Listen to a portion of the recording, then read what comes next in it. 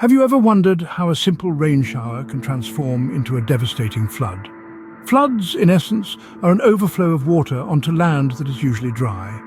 They're caused by a variety of factors, both natural and man-made.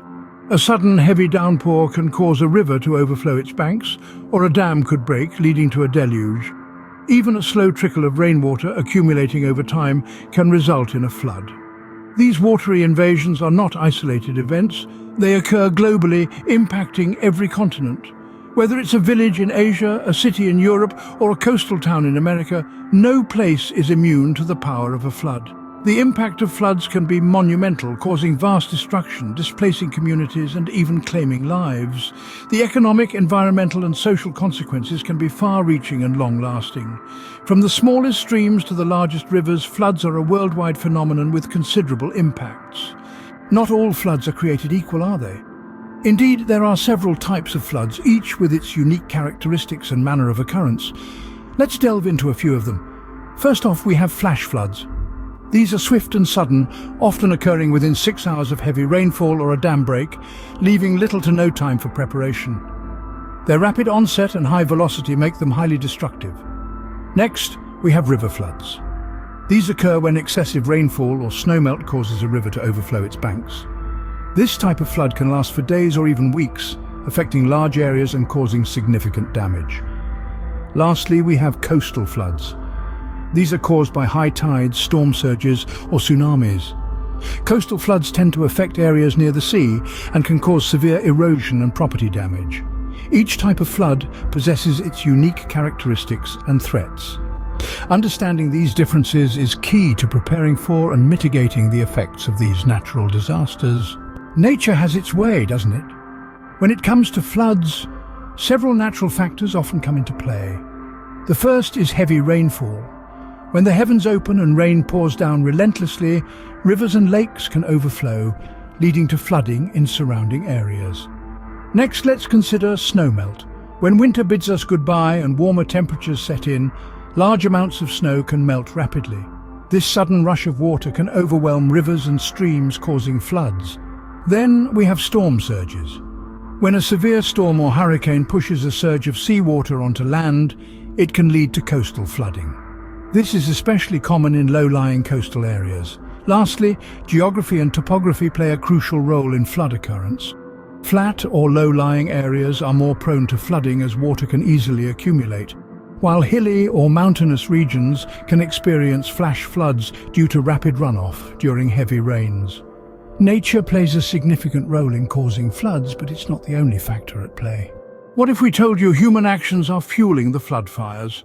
Let's delve into the human-induced causes of floods. First up is deforestation. When we cut down trees, we're essentially removing nature's sponges, which absorb water during heavy rainfall. This leads to a surge of water flowing into rivers, often causing them to overflow.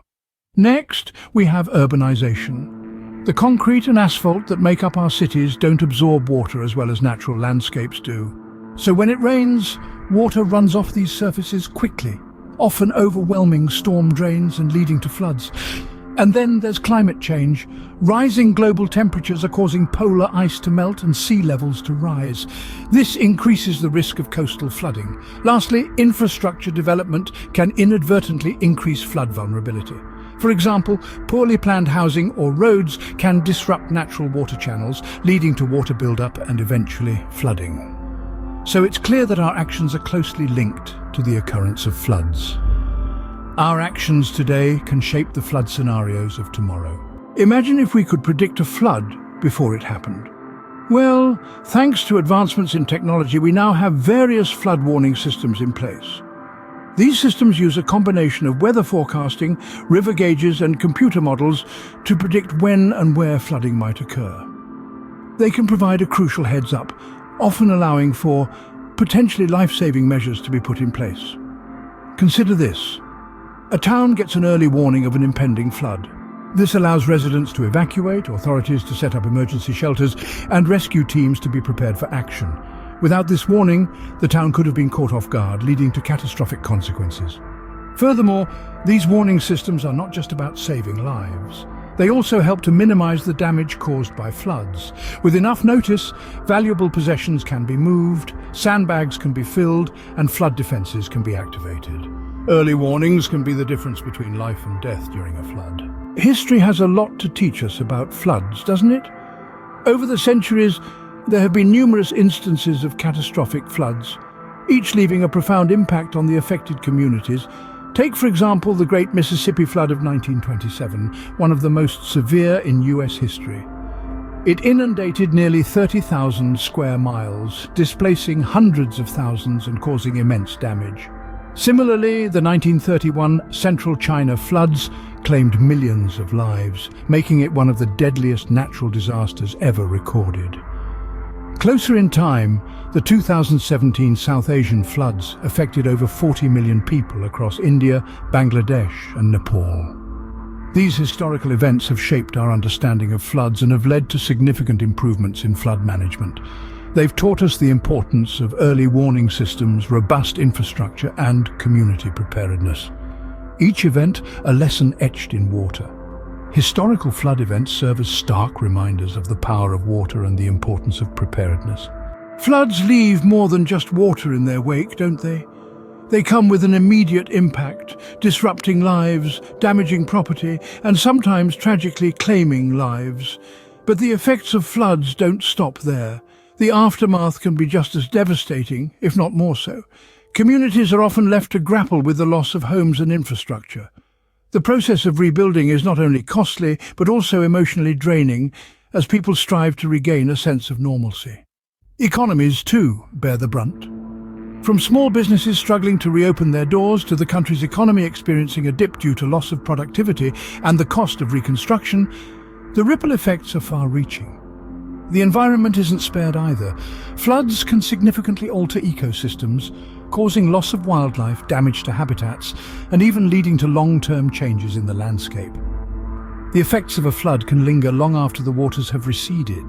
Can we minimize the damage caused by floods? Yes, indeed we can, and various strategies have been employed around the globe to mitigate the impact of floods. Levees, for instance, are man-made barriers along the banks of rivers and coasts, designed to prevent water from overflowing onto land. Similarly, dams are built to control the flow of water, creating a reservoir that can hold excess water during heavy rainfall, reducing the risk of downstream flooding. Land use planning is another vital strategy. By avoiding construction in flood-prone areas and preserving natural floodplains, we can significantly reduce the vulnerability of communities to flooding. But structures alone aren't enough. Community preparedness and resilience are key.